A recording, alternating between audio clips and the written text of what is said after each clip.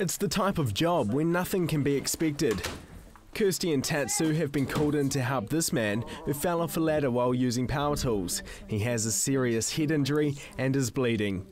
But Kristy and Tatsu aren't out in the field. Instead, this job is being run from inside St John's Christchurch Casualty Simulator. It's really good to be able to have an environment that is similar to an ambulance environment. So your space is the same, being able to work in a confined space, and having to think about where you're going to get your equipment, where you're going to place your gear. Today, their patient is a $130,000 intelligent mannequin, controlled through a computer. It can breathe, blink and talk.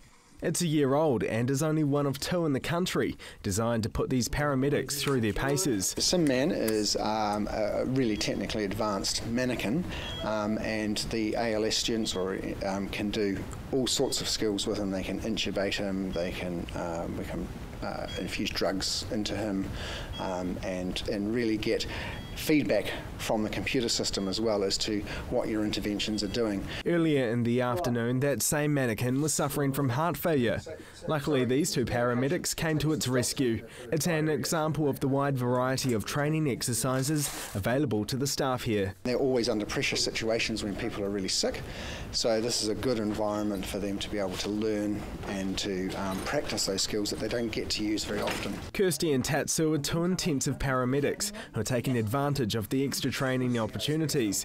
They already have about 10 years of experience between them, but say these training simulations give them an edge when they're in the field. I'm relatively newly qualified as an intensive care paramedic, so it's a good opportunity to come and practice the skills that we don't use that often on the road.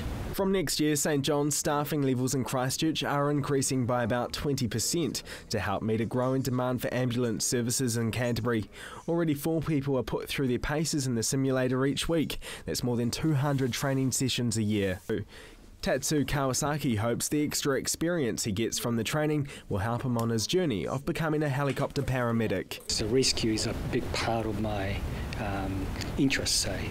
So combining rescue aspect of work with my relatively newly learned medical skills is just a perfect show for me. Big dreams that can be achieved with hard work in the field and in the training suite. Marcus Gibbs, CTV News. 5 milligrams? Yes. Yep. And now we'll get some fluid.